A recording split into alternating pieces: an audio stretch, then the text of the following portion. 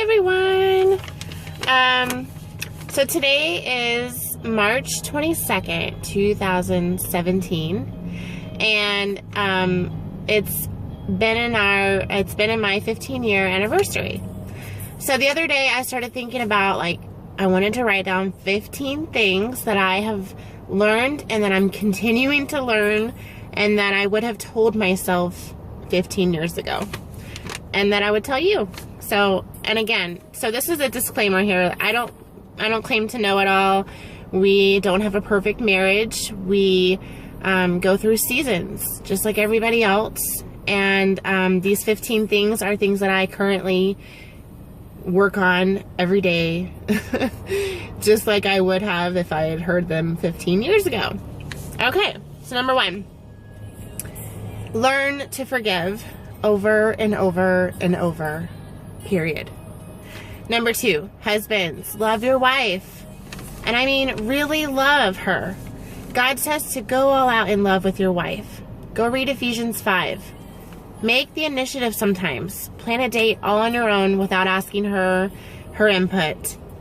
Buy some flowers for no reason. Pick up a piece of jewelry you'd love to see your wife wear, even if it's from a gumball machine.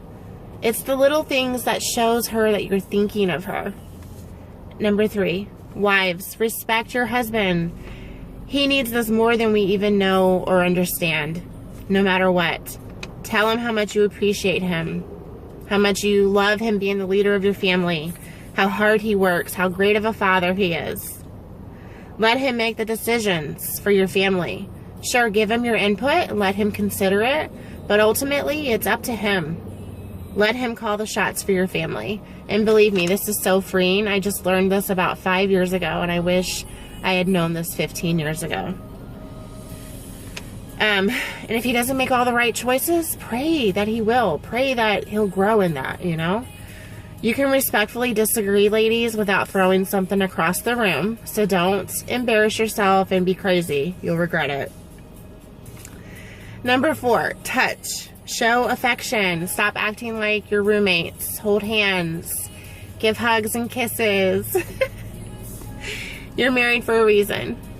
Number 5, communicate with understanding. Put yourselves in their shoes. Don't just listen to respond. Really hear them. Number 6, teamwork makes the dream work, right? Cheer each other on in everything we do. For real, you're on the same team. Sometimes we live as though we're enemies. We're not. And when you do disagree, remember that words hurt. Don't forget that. Same team. Hashtag Team Harden. Number 7, time. Really set aside time to spend with one another. And we seem to forget about this. Like after 5 years of marriage or so, we start putting other things first. We start getting busy, having kids. Just remember to plan time together. Mark it down in your calendar.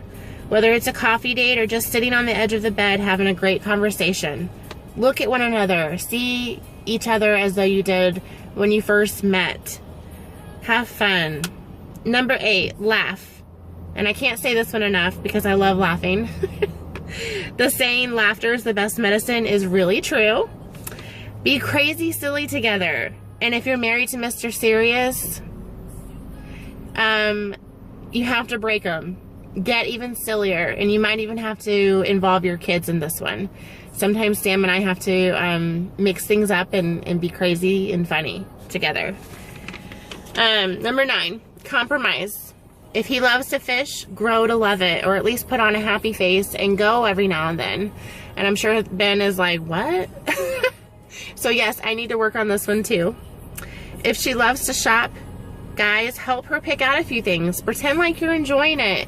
Bring her some stuff to try on while she's in the dressing room. Just enjoy the company of one another. Number 10, stay. Marriage usually starts off glorious, but it's hard work. If it was easy, everybody would be married. So when things start taking a turn, and it will, stay. Get help, biblical help. Seek counseling, biblical counseling. And not just when your marriage is falling apart. This is good to do throughout your marriage at any time. Don't run off and quit when things get hard. God said when we have troubles, not if. So we will have troubles in our life and in our marriage. Go to Him, not your husband, Him, God. Go to Him for help, for strength, for answers. Even when you go for a drive and you think about driving 3,000 miles away, you better put on some K-Love and turn your car right back around.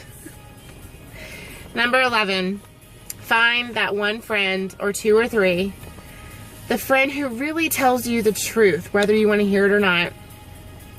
Not the one who will tell you that you deserve better, because we don't, we all fall. Not the one who always agrees with you when you're crazy wrong, or when you're doing something you shouldn't. The one who will tell you to stay. The one who will tell you to snap out of it. The one who will pray over you. The one who pushes you and encourages you through the hard times in your marriage when you go through those seasons. The friend who cheers you along when life is peachy, but also corrects you when you start to go off track in the difficult times. That friend who will sit on your living room floor and cries and prays with you and your spouse. One day you'll be doing the same thing for your friends. It's like we take turns. we all go through different phases and seasons, and we help and encourage one another. It's amazing. So find those good friends. Number 12, church. And I'm not talking about just going to church, although that is good. Be the church. Live it. Love others. Help others. Take part in a community outreach together. Join a small group together. Lead one together.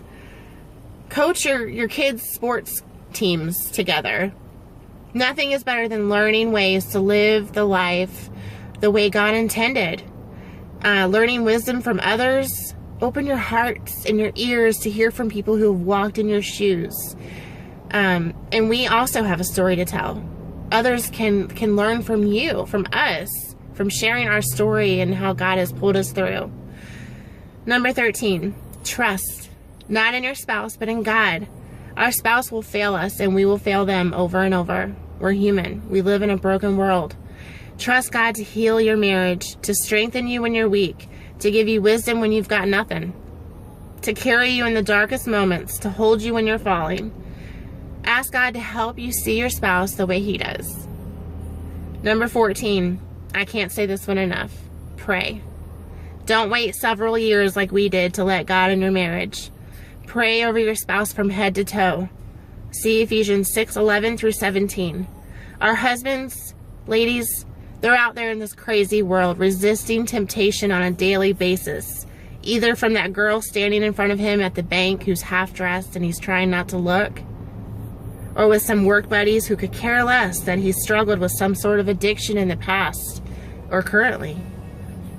Wives, we're out there in this crazy world comparing ourselves to other better moms. We're on the verge of falling apart or having to dismiss that guy trying to strike up an inappropriate conversation. Guys, pray for your wife. There's an enemy out there prowling around trying to destroy us, to destroy your marriage. And the enemy wants us to forget about that. He doesn't want us to put our guard up. He's whispering lies to us, trying to tell us the grass is greener somewhere else. Nope. We've all heard it's greener where you water it. The enemy is waiting for you to fall even slightly, just to get a foothold in your mind. It's the enemy trying to destroy you, not God. Don't blame God for your problems. Pray, even when your heart aches so bad that you can't even muster up the words. If you have asked Jesus into your heart, we have the Holy Spirit in us who knows our thoughts and prayers before we even ask. Go check out Romans 8:26. And if you've never asked Jesus into your heart, ask me about it. I will tell you how He's changed my life. Pray together, and I mean really pray out loud together. You'll see your marriage grow like never before, even through the most difficult times, the seasons that you go through. Remember to start it over every day. Pray. Number 15, repeat number 1, which is to forgive over and over and over. That's it. And again, I don't claim to know it all. I just wanted to share my 15 tips that I would tell anybody and myself every day. All right, hope you guys have a great day.